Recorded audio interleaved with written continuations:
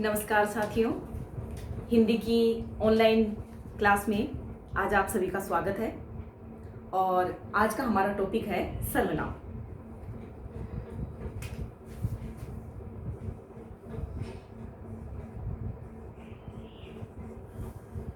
सर्वनाम अर्थात सबका नाम।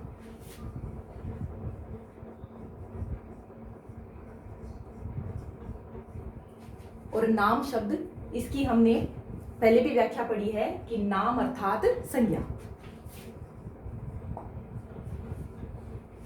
यानी सबका संज्ञा का नाम ही सर्वनाम है।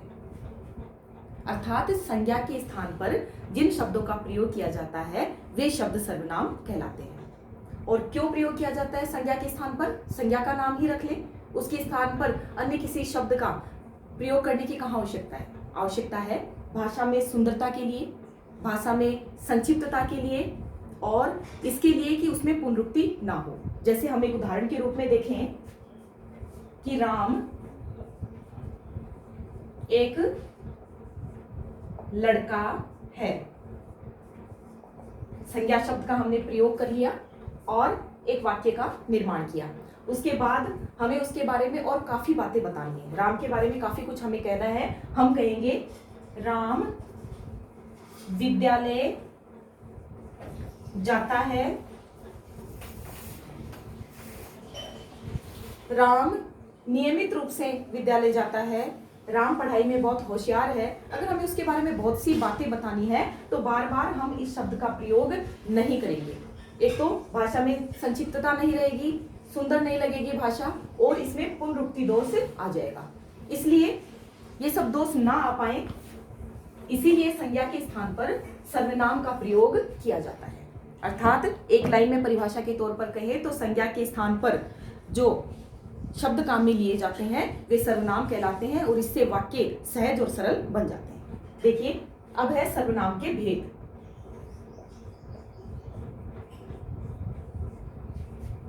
सर्वनाम के भेद।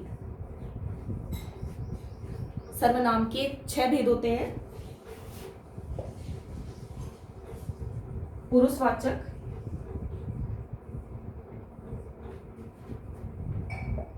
निश्चयवाचक,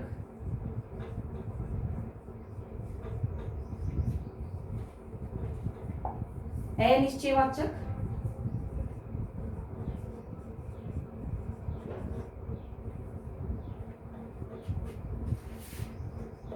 प्रश्नवाचक,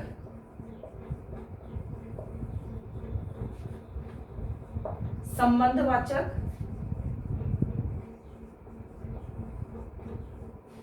और निजवाचक।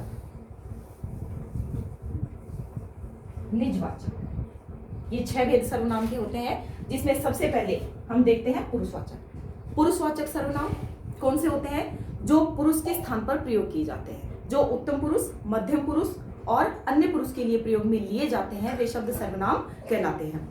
अब हम ये देखेंगे कि तीनों पुरुष क्या हैं।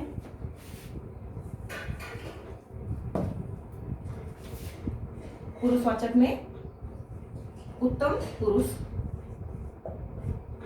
मध्यम पुरुष और अन्य पुरुष।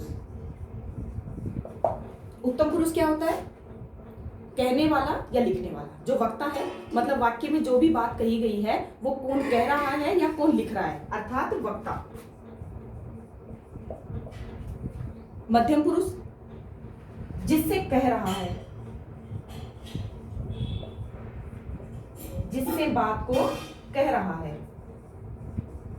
वह होता है मध्यम पुरुष। और जिसके बारे में बात कही जा रही है, जिसके बारे में बात कही जा रही है। ये 3 प्रकार के पुरुष काम में आते हैं। जैसे वक्ता है तो ये किन शब्दों का प्रयोग करेगा? मैं,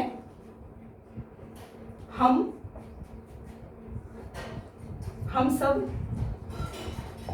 हम लोग इत्यादि। इसी तरह जो मध्यम पुरुष है उसमें किन किन शब्दों का प्रयोग होगा? तू, तुम, इसी तरह अन्य पुरुष के लिए किन शब्दों का प्रयोग होगा? वह, वे सब। तो ये जो सभी शब्द हैं जो उत्तम पुरुष के लिए, मध्यम पुरुष के लिए और अन्य पुरुष के लिए काम आ रहे हैं, ये सब शब्द सर्वनाम हैं जिन्हें हम पुरुषवाचक सर्वनाम के नाम से जानते हैं। अब देखिए सर्वनाम का दूसरा भेद।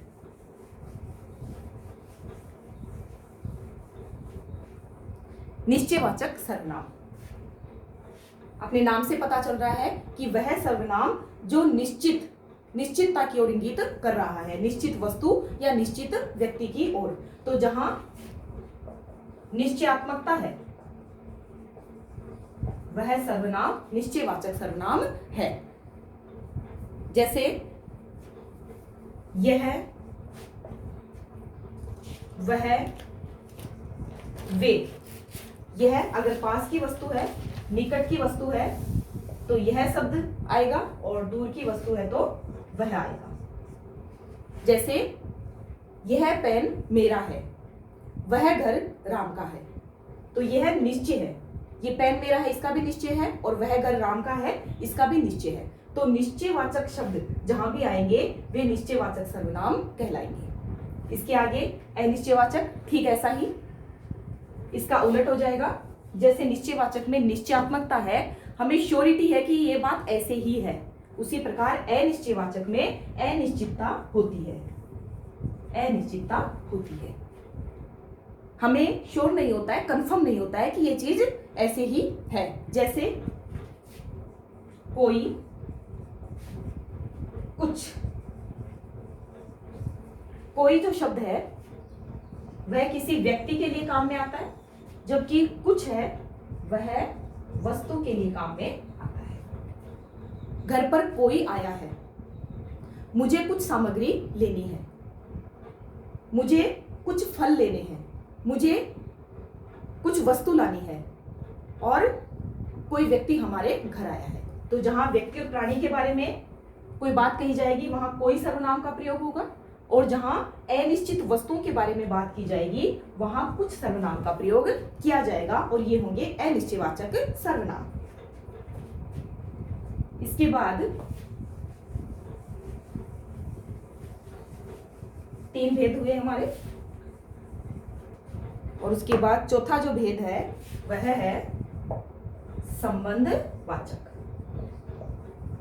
संबंधवाचक, ये सर्वनाम संबंध स्थापित करता है किसके मध्य? 2 उपवाक्यों के मध्य। जब 2 उपवाक्य होते हैं और उनके मध्य जब संबंध स्थापित किया जाता है तो इसी सर्वनाम का प्रयोग किया जाता है। जैसे जो करेगा सो भरेगा। ये जो शब्द है जो, सो, ये संबंधवाचक शब्द है। ऐसे ही जिसकी लाठी उसकी भैंस, जिसकी और उसकी, ये भी क्या है? संबंधवाचक शब्द है, संबंधवाचक सर्वनाम है। इसी तरह से जो बोएगा वो काटेगा, इस तरह के जो भी 2 उपवाक्यों को जोड़ने वाले सर्वनाम होंगे वे संबंधवाचक सर्वनाम कहलाएंगे। संबंधवाचक के बाद 5वां जो सर्वनाम है वह है प्रश्नवाचक। प्रश्नवाचक, जिस सर्वनाम से प्रश्न का बोध होता है वह प्रश्नवाचक सर्वनाम होता है।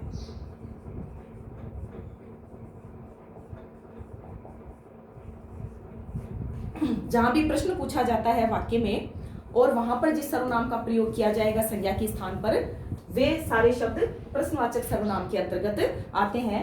जैसे क्या, किससे, कौन। आप क्या बात कर रहे हैं? आप क्या बात कर रहे हैं। आपने ये काम किससे कहा था? दरवाजे पर कौन आया है? ये सभी जो वाक्य हैं उसमें प्रश्न का बोध हो रहा है और उस प्रश्नवाचक जो वाक्य है उसमें ये शब्द प्रश्न को दिखा रहे हैं, ये सर्वनाम, इसलिए ये प्रश्नवाचक सर्वनाम है।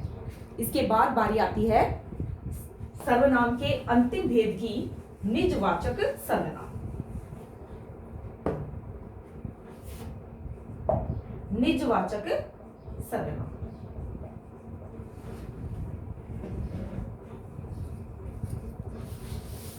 निज मतलब अपना, मेरा, अर्थात वक्ता जिन सर्वनामों का प्रयोग स्वयं के लिए कर रहा है, वक्ता या लेखक जिन सर्वनाम शब्दों का प्रयोग स्वयं के लिए कर रहा है, खुद के लिए कर रहा है, वे शब्द निजवाचक सर्वनाम होते हैं। जैसे स्वयं,